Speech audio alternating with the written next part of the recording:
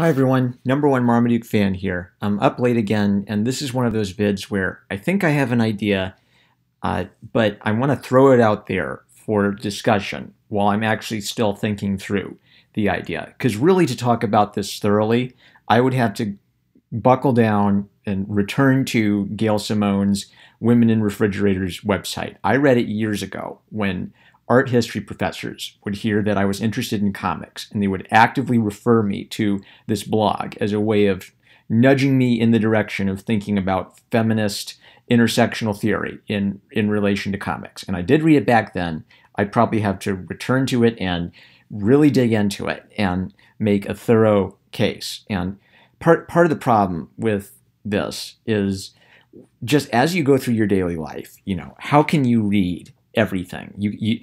In order to talk thoroughly about Gail Simone's blog, you'd have to go through her list of characters and authors and critically examine every single character and try to make a determination about whether this is a fitting example of the alleged trope or not. It's almost like it's asking you to call a bluff. Are you really willing to read that much just to argue against a blog from 1999? So the reason this has come up again in my mind is Gail Simone, who I follow, tweets out 15 years of doofuses who didn't even read the website, criticizing the concept without the slightest idea of what it actually says. I'm kind of used to it, but this is definitely a hilarious set of genius take by geniuses. And she is referring to consumers who are upset and are, criticizing her because on the cover of Plastic Man #1, there's a guy in a pool of blood. And, I'm just not bothering reading Gail Simone comics at this point, because I have very little confidence in her ability to write based on her online interactions with customers. It's just for the $4. I reach for the $4 to get this neat looking Plastic Man comic, and then I see the name Simone, and somehow those $4 they stay in my wallet. But what we have here is a real good example of flexibility in debates, where what we're debating changes over time, and no one's coming at it at quite the same angle. Therefore, it devolves. So the original post that Gail she's calling these people doofuses. These are consumers. These are comic book buyers being called. Their intelligence is being insulted by Gail Simone, the lady who's written the comic book. So what are they objecting to? Writes Matt from the Past 1. Breaking news, Gail Simone fridges character on front cover of her latest comic. We don't even know his name, and she just kills him. What is her problem with men that she thinks they are all nameless and should be brutally murdered? Now, if you're not familiar, what this is referencing is Gail Simone's Women in Refrigerators blog. And this is kind of an interesting argument from Matt from the Past. I kind of see this as making fun of Gail a bit. She's famous for writing this blog about women being cruelly murdered in horrendous ways, or being raped, having something bad done to them in the history of comics. And on the front cover of her Plastic Man book is a man with blood pouring out of his throat. Now, some people have made the comment that he actually doesn't die in the book itself, but you have to judge it. Covers are meant to be judged separate from the story contained therein. So when you judge this book by the cover, it sure looks like a dead man in a pool of his own blood on the front of the book. And contrast this with the comic book cover that created controversy just a few years ago, which was Joker, I think, pointing a knife at the throat of Batgirl. And this was perceived as promoting rape culture. This was perceived as dehumanizing and objectifying Batgirl, of, profiting capitalistically from the pain and suffering of a woman. And then the moral question arises, well, if that's immoral, if it's immoral to draw a picture of Joker pointing a knife at Batgirl's throat on the cover of a comic book for shock value, why isn't it immoral and inappropriate to have this nameless man apparently dead, or as good as dead, in a pool of his own blood coming from his throat? That's the problem that Matt from the Past is identifying. Gail Simone is annoyed by this and calls Matt and others in this discussion of tweets doofuses, idiots, people who just don't get what she's trying to say on her blog. Now, here's the problem. To play devil's advocate, Gail Simone has a point. on her blog, she has a fairly specific definition for what women in refrigerators is. But in my comment to her, what I'm annoyed about, I'm annoyed that she's calling comic book consumers doofuses. She's insulting their intelligence. And I'm annoyed that, as defined on her blog, what women in refrigerators could mean multiple things. And this gives her an avenue for insulting your intelligence or saying you must have never read my blog.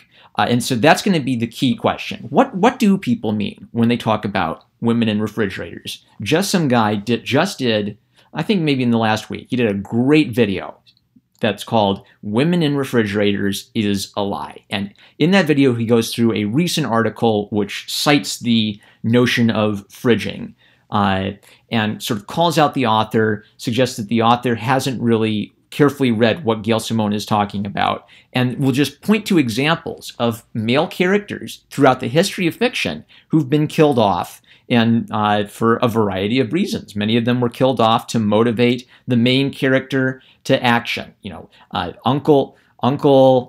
Aunt Beru and Uncle whatever from Star Wars. I don't even remember their names. That's how inconsequential they are to Star Wars lore. But their deaths at the hands of the stormtroopers, that is what prompts Luke Skywalker to go on his journey with Ben Kenobi. So a man and a woman who don't get much screen time and don't get much character development, they die to motivate Luke to seek revenge against the Empire. This is such a common thing in storytelling. How can you tell stories without the deaths of either major characters or minor characters being a part of the world that you create? So here's the question before us, I think. Is Women in Refrigerators about women and feminism, or is it about storytelling? Because if it's about women and feminism, then what the debate over women in refrigerators should be is an empirical debate. We should hire some great comic book institution, which, you know, obsessively reads every comic book ever in order to gather information about them. We should hire them to read thousands upon thousands of comic books and compile a full list of all deaths within comics, and any living thing should be counted. If it's an alien that has, you know, like soul and emotions, you should count the death of an alien as a death within comic books. If it's a robot, but the robot is said to have kind of a soul and human awareness, then you should count that robot as a human life for the purpose of this massive hypothetical survey. And then you should count it all up, and at long last, we'll have an empirical list of all deaths within comics. And then we could look at it as almost like a math problem. How many deaths of robots are there? How many deaths of children are there? How many deaths of old people are there? How many deaths of women are there? And how many deaths of men are in there? So it would take that kind of exhaustive study of the history of comics in order to have a debate about the numbers of how many men die in comics versus how many women die in comics. The other dimension of women in refrigerators is art criticism. So the idea is that I had an interaction with someone who clearly supports Gail Simone, who clearly accepts her term of women in refrigerators as valid and important. I'm not going to show all the details of this discussion because I don't think the Twitter debate is that important. I think the ideas behind the Twitter debate are important. But as I characterized my back and forth with this individual on Twitter, he identified the women in refrigerators trope as being about lazy writing. So if you introduce a character that has no personality and no emotions, and you kill him off to motivate the protagonist. This is lazy storytelling and lazy writing, and it's good that we have moved beyond this. So the question this raises then is, who gets to decide what a developed character looks like? Because you and I might say that, oh, well, this comic book character, Peter Parker, he's a very well developed character. We appreciate this character. Okay, well, let's go ask a professor who's an expert in the works of Shakespeare, whether he considers the character of Peter Parker to be a very well fleshed out and psychologically three-dimensional character. And the Shakespeare professor might laugh and say, what, this comic book garbage? No, if you want real characters, you read some Shakespeare and you'll see true psychological complexity and depth. And so now the problem is, if the debate isn't more women are killed in comic books than men are killed in comic books, which I think is just silly. Obviously, more men are killed in comic books. But if the debate is about lazy storytelling, then I talk about art and stories all the time on this channel. Of course I'm big on thinking critically about storytelling and art, to think about how to improve your own craft. But who gets to be the arbiter over what a three-dimensional character is, or a psychologically deep character is? Is Gwen Stacy a psychologically deep and well-developed character? Thomas Wayne, Bruce Wayne's father, who's shot in an alleyway, motivating Bruce Wayne to become Batman. So returning to my main point, so I don't lose track, this is where the inflexibility starts coming in, where you might start trying to debate the numbers with someone, and they're going to start debating the art criticism with you. Or you might start debating the art criticism with them, and then they're going to switch to debating the numbers with you. So you might say, well, I don't think that Gwen Stacy's a woman in a refrigerator. She's well-developed. She has personality. People cared about who she was. Well, that doesn't matter. What's important is the number of women is massive and disproportionate to the number of men who are killed, right? So the debate can go any which way. It can go up, down, or sideways unless we actually have a technical definition for women in refrigerators. That's my problem with the term women in refrigerators. It sounds like a technical term. It sounds like it's something that has a concrete definition in theory, but in practice, it doesn't have that.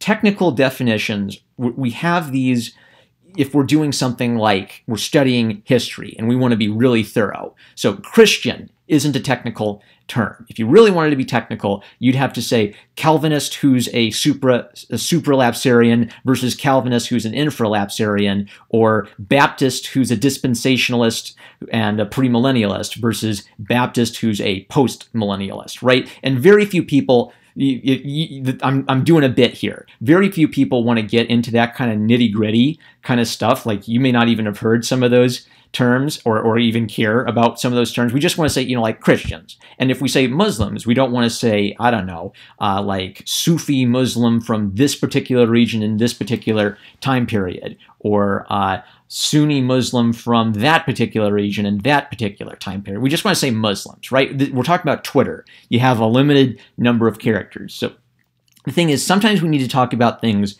broadly and just say, like Christians, or, the American government. And we're not talking in the most, rigorous and specific of terms. And other times we do need really rigorous and specific terms so we can understand the distinctions between groups. If we're talking about something in science, where using the wrong chemicals could blow you up, then I imagine being very, very specific about your terms to describe the chemicals is very important for that kind of a workplace environment. So women in refrigerators, it's got this academic spit polish. Feminist professors will bring it up as a topic of very important discussion for sexism in comics. But really, it doesn't have that level of it doesn't have a hard enough definition that I can know what the heck you want to talk about when you say, let's talk about the trope of women in refrigerators and how it hurts women.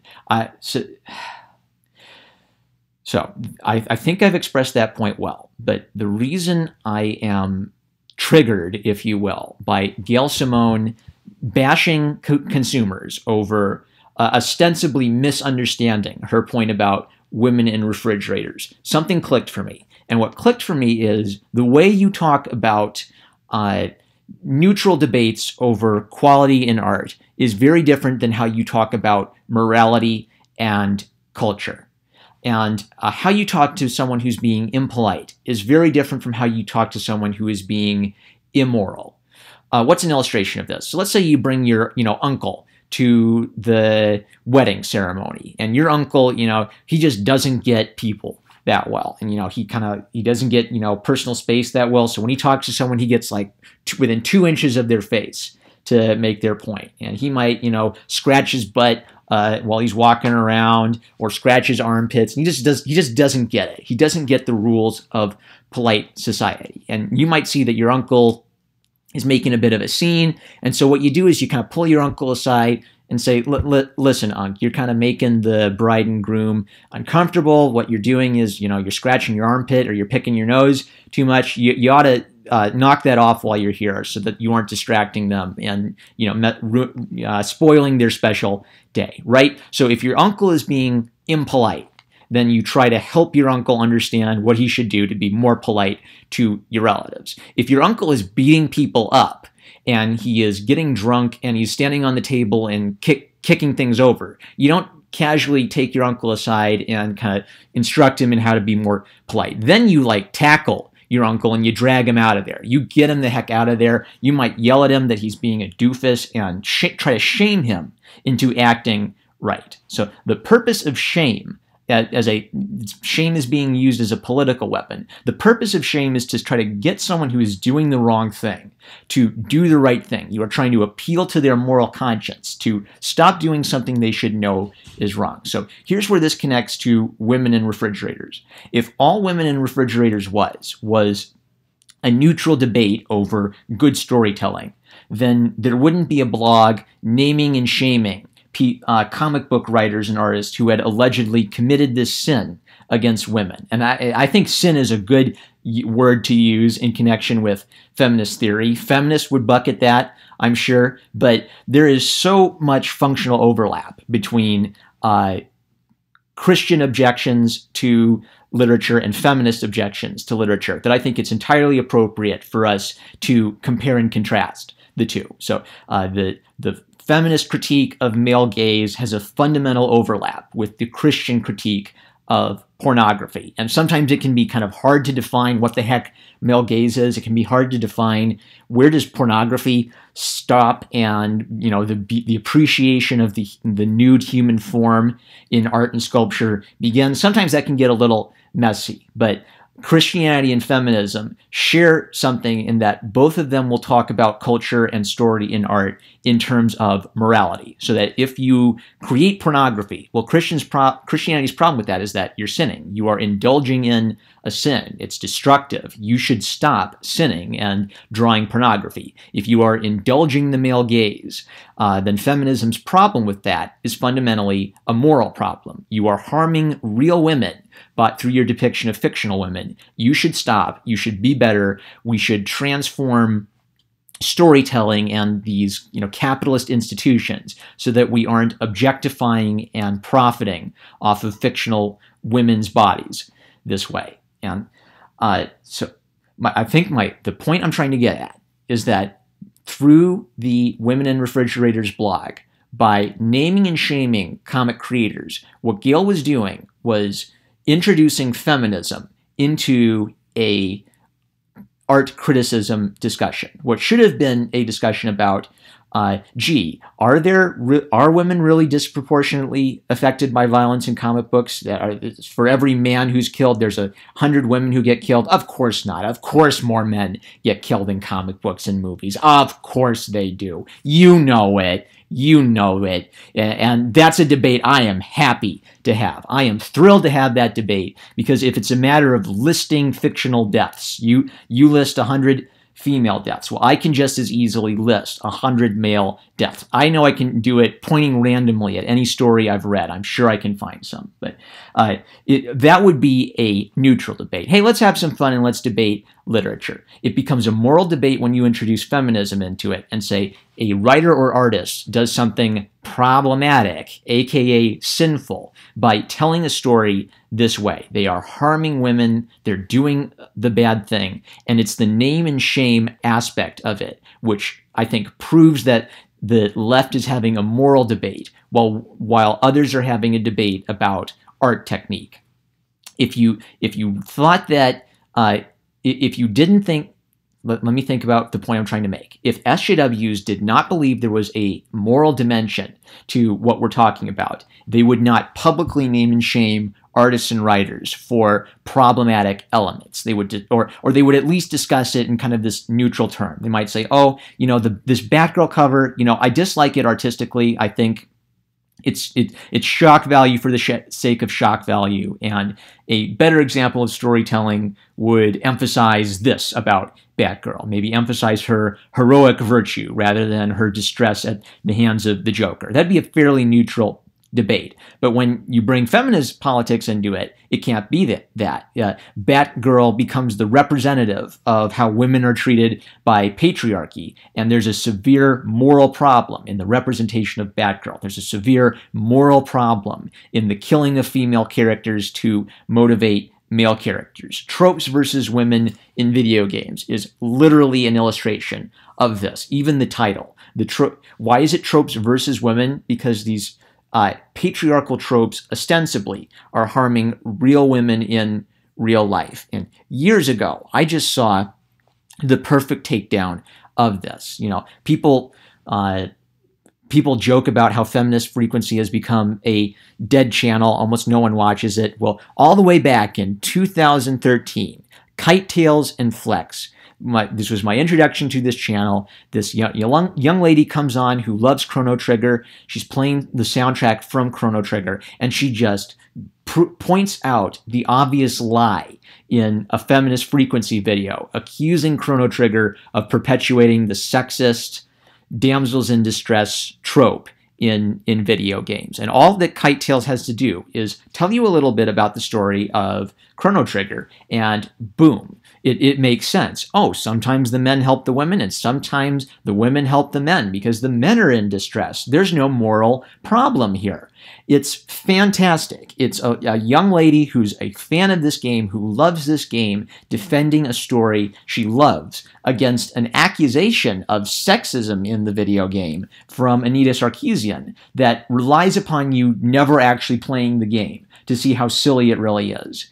And that is why I see kind of a fundamental connection between the vibe of Comicsgate and the vibe of Gamergate. It's really just a difference in the size and the popularity of the medium we're talking about. But Anita Sarkeesian's argument in Tropes versus Women in Video Games is a fundamental parallel to the argument of women in refrigerators. All women in refrigerators really is it's male gaze all over again. But instead of talking about sex, we're talking about violence. Instead of objecting to the pornographic representation of women or the objectification of women for the male gaze because they look sexy, it's an objection to fictional violence against fictional women as somehow also pandering to a male fantasy or a male subconscious hatred of women. And the thing is that as Gail wrote her blog, she has plausible deniability. She could say, that's not what I was saying. I was just listing examples of this. I was just asking the question whether there might be something to this notion that women are particularly affected by this. I wasn't shaming any of my friends in the comic book industry, but the act of naming them in a list is what belies that. The act of naming and shaming someone in public is what shows that you have a moral problem with these comic book stories and not merely a disagreement over the craft of telling comic book stories. Now, the only way to prove Gail Simone wrong once and for all would be to gain enough perspective on feminist theory that you could see how she was influenced by feminist theory. You'd have to understand the basic language she was bringing into the discussion. Then you'd have to go through her examples and see whether her examples prove the definition of the term she's trying to articulate